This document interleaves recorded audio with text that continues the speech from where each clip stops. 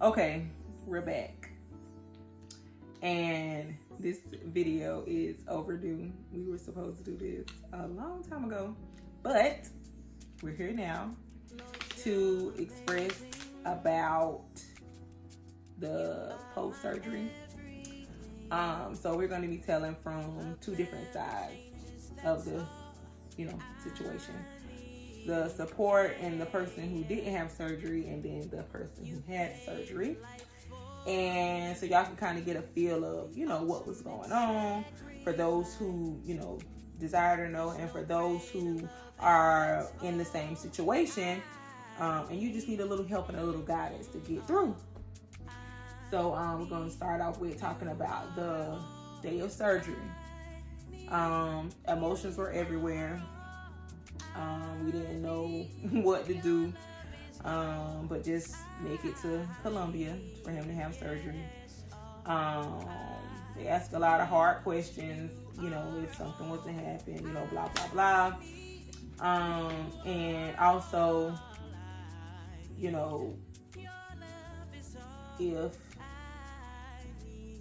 if the worst thing was to happen, he had to be cut open because he couldn't get it through, just stuff like that. That's kind of uncomfortable to talk about, but it was necessary so, they could do their jobs to the fullest.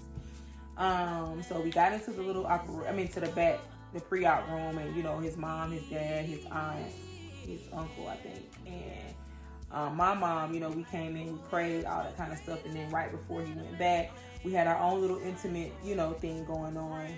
I love you. And all of that, and I can have all your money if something happens, like stuff like that.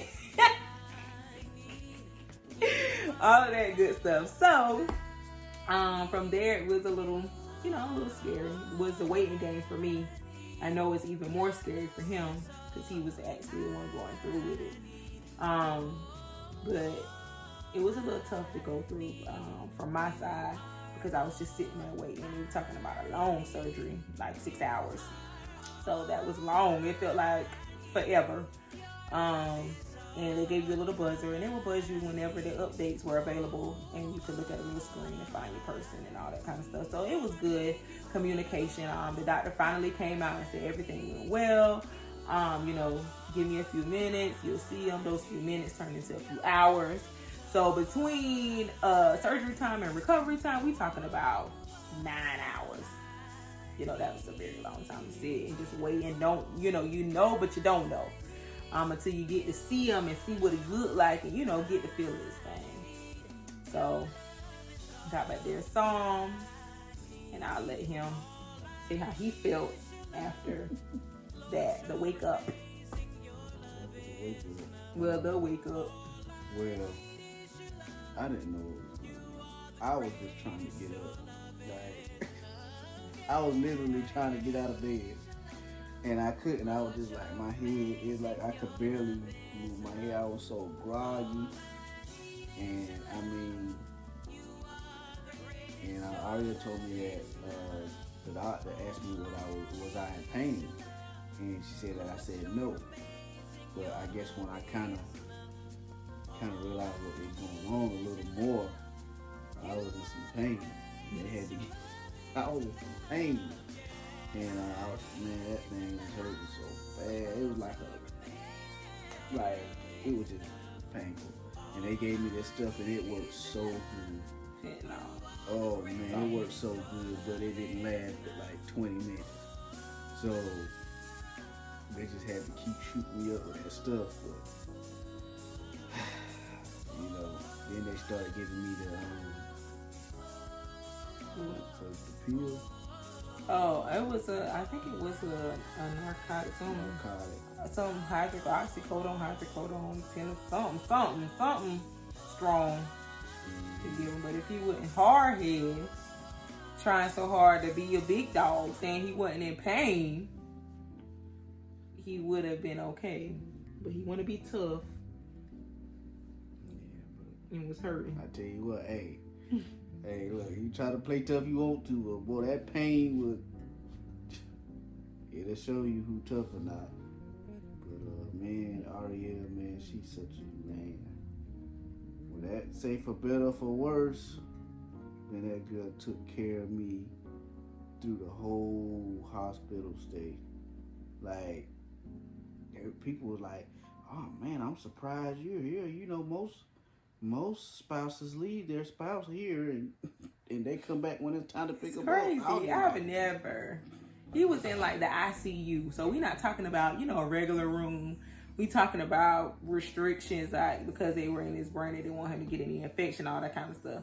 So we talking about this is the most uncomfortable room ever because they don't want you to stay. But that lady was like, "Well, you can't lay down," because she wanted me to go in the waiting room.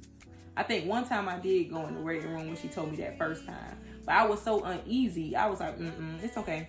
So only way I could sleep was pretty much sitting up because they wouldn't give me a bed.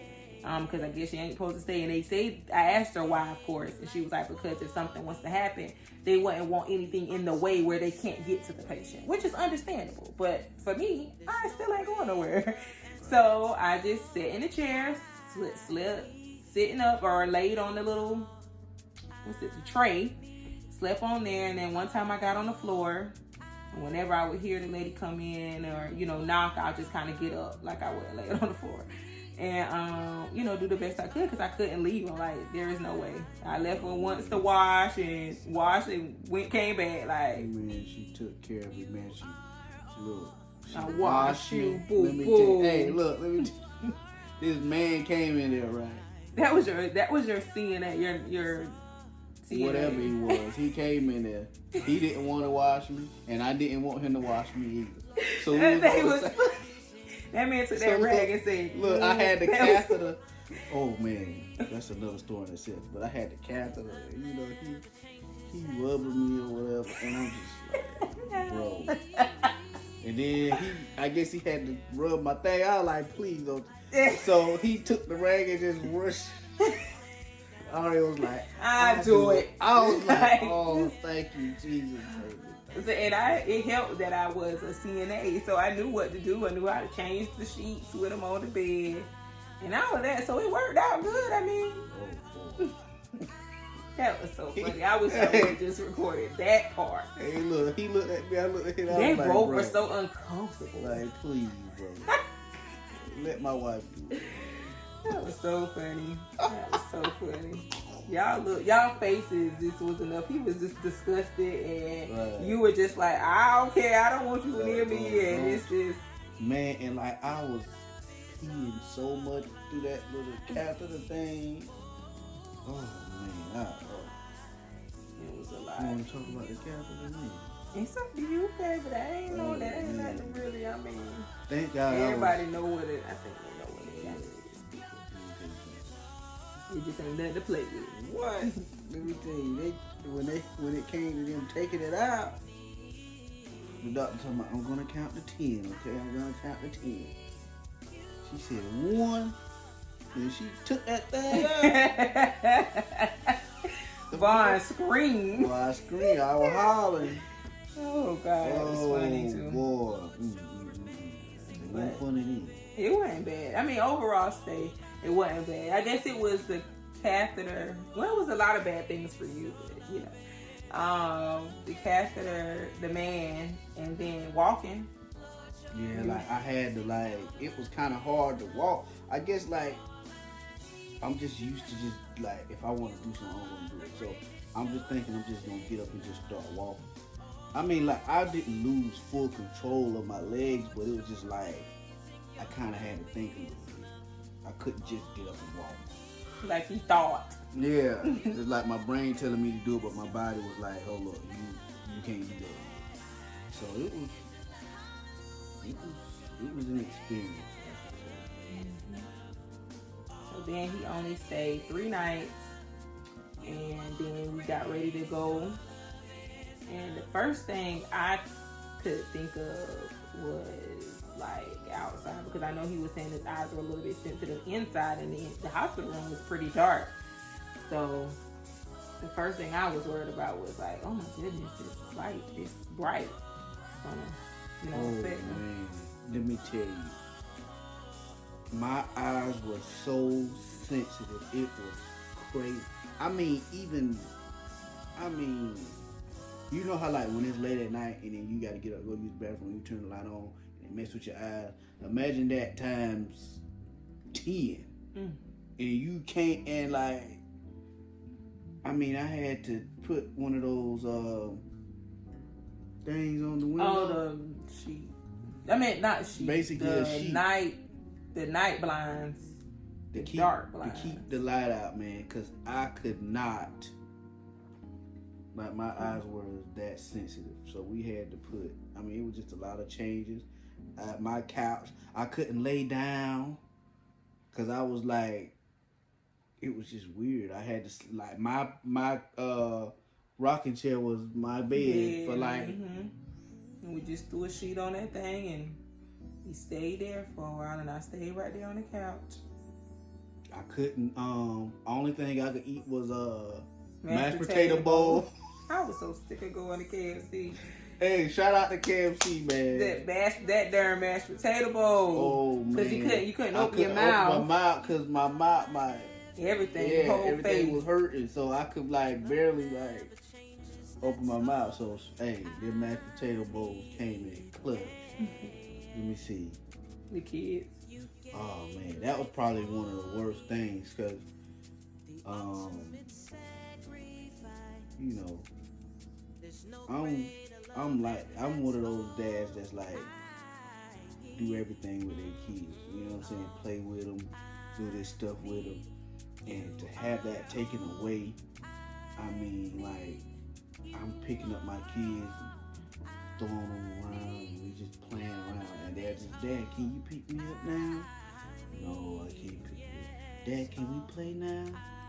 No, son, no, Lane. Yeah, Lane was cool. She kind of understood what was going on, but Landon, he just know when he see Dad, it's time to play. And so it was just like, Dad, can we play now? Dad, can you put me on your neck? Can you pick me up? Can we do this? Can we do that? Can we go outside? And it was just like, you know what I'm saying? I couldn't do it. Nor with Lane either. So it was just a rough time. What else?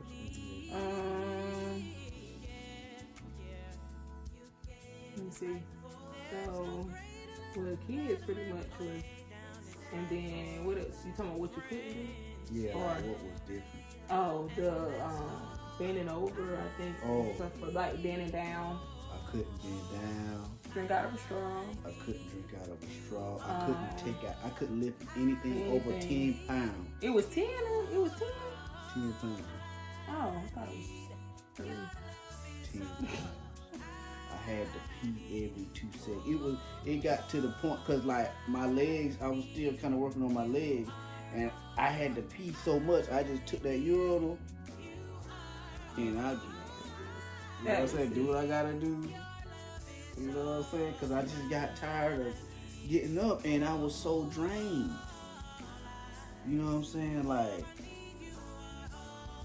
I gained a lot of weight. Oh, it's okay. I gained a lot of weight. I gained about 20.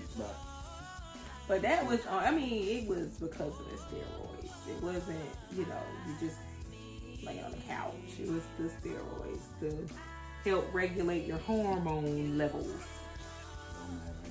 I still gained about 20, 30 pounds. Fast, too. Well, yeah, you did, but it's okay. I love you and your couch. Yeah. Let's see. Speaking of steroids, whenever it was leaning in the office, it was real bad. Like, I would be super tired, like drained from basically doing nothing. I'd be so tired and drained. But I mean, at the end, I guess we see that they needed to do that so they can see if you needed to be dependent on those pills because of the pituitary gland has so much hormone, it controls so much.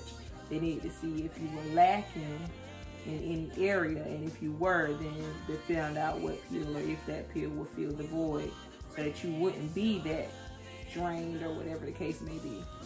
But It was tough though getting off those pills and then those pain pills and stuff. He's so busy wanting to be tough dog, don't want to take the darn pain pills again, and like he didn't learn from the first time. Oh man, I was just like, I just, you just try to see if you can take it or not. So I was just like, I'm gonna skip this time to take pills. I'm gonna wait, because they say if you skip a time, you gotta wait that next time till it's time to take it. You can't just be like, okay, well, I'm just taking it since I'm hurting now. So I skipped, man. I was hurting so bad, I never did it again. He thought you couldn't. I don't know why he thought you could, because it was like every 4 to 6 hours or whatever. You could take it. Well, you did take it. You don't even give yourself the pills. He took it. I don't know what you're talking about.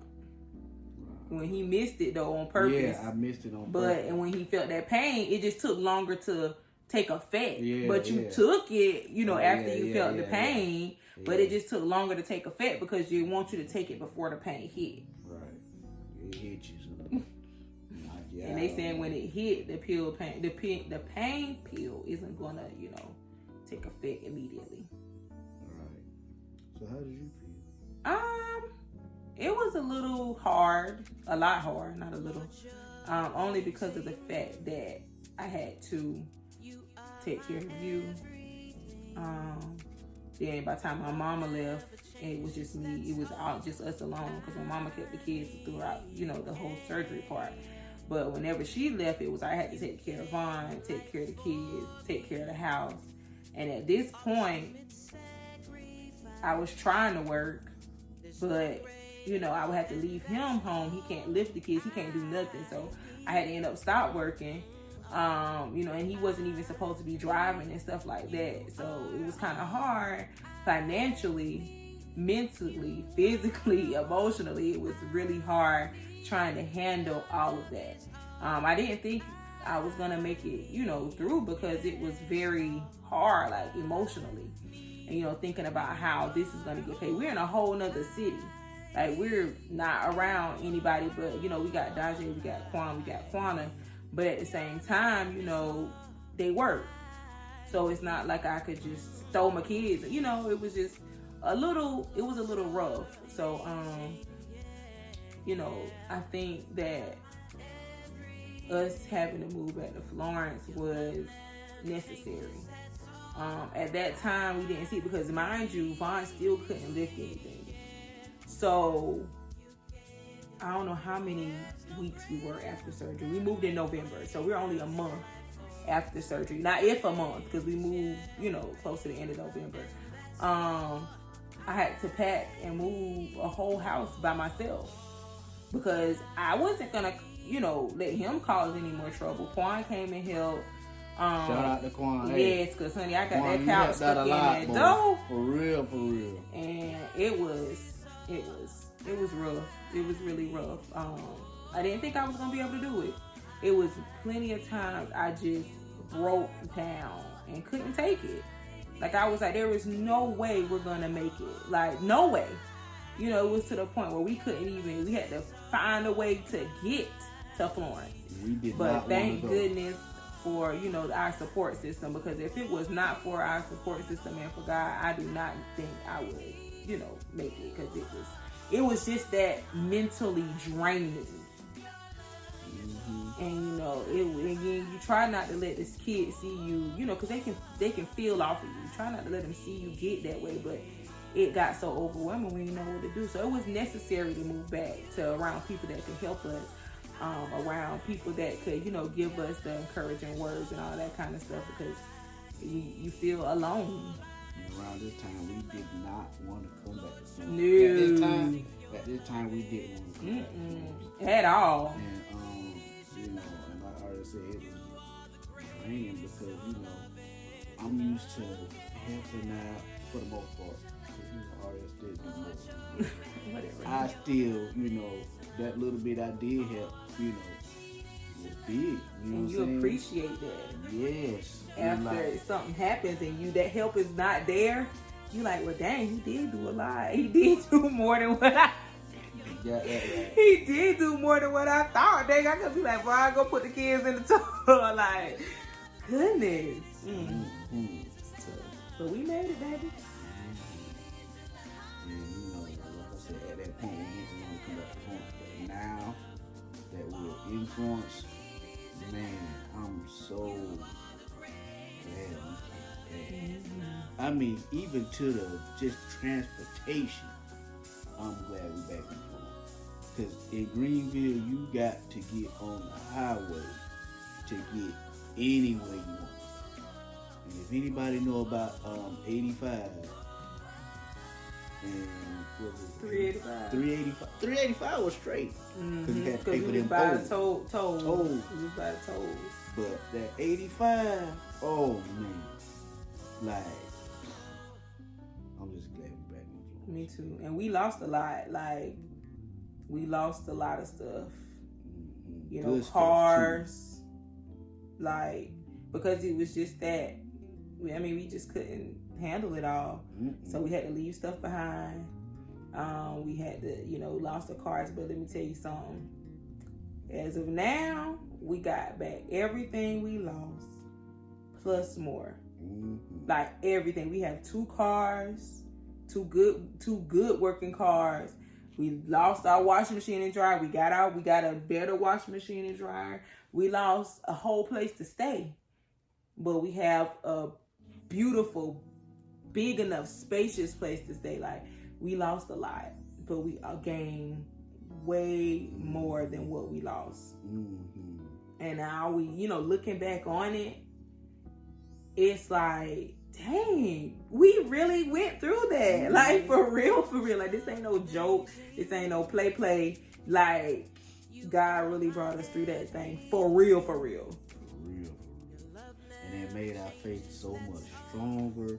Like, I don't worry nowhere near as much as I used to now. And it's like, so much better. Like, I don't worry. We tied consistently. I mean, we still need to pray more than we you know, everybody need to pray. Everybody need to do more.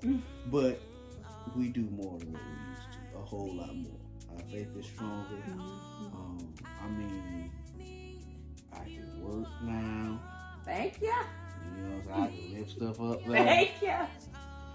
I gotta lose this weight though that these steroids gave me. So, you know, but it was worth it all at the end. Like, this happiness that we have, this joy. Let me read that. This joy that we have now, like, it's to the point where, like, when I know it be like when we get to the little rough spots, because it's never perfect.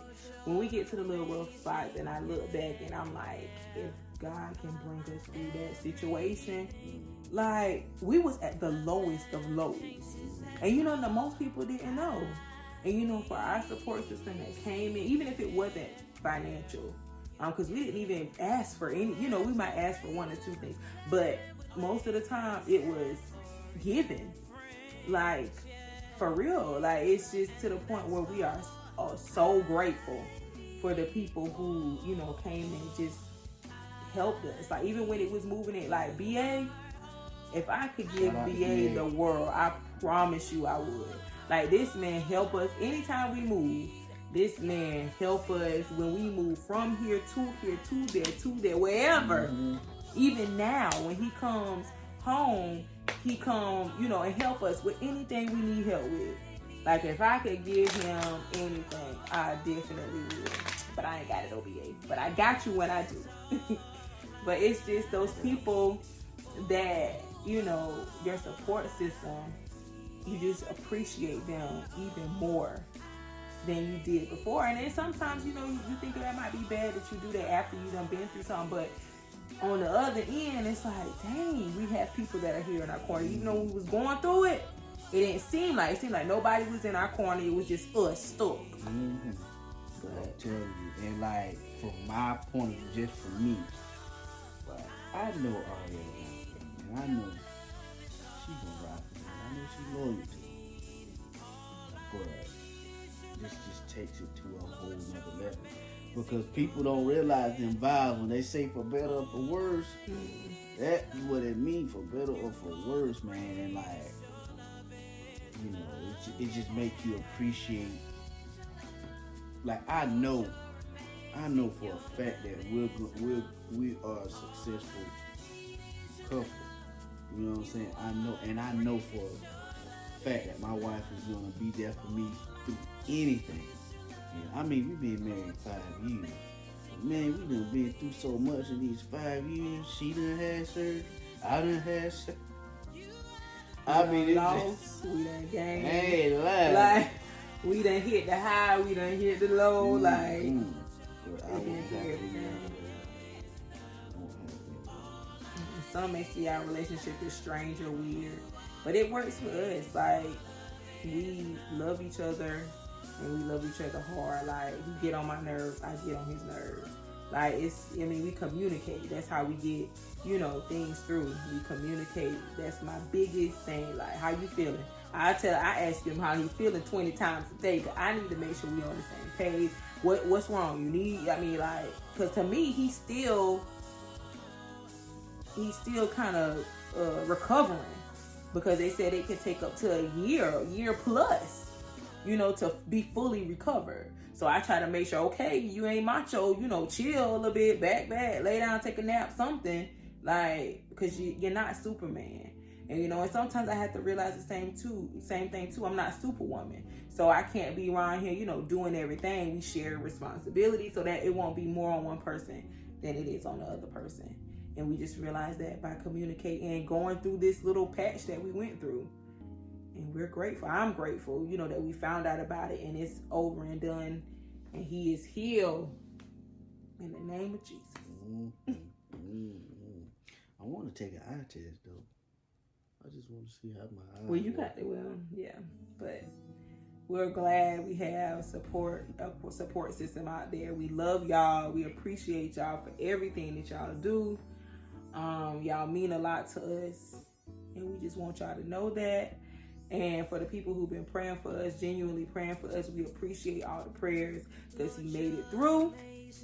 He is healed. He is delivered from any of that stuff that isn't, for him.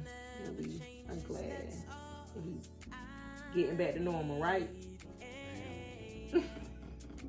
Getting back. But we appreciate y'all. We love y'all. Comments down below, like the video, and click the subscribe button.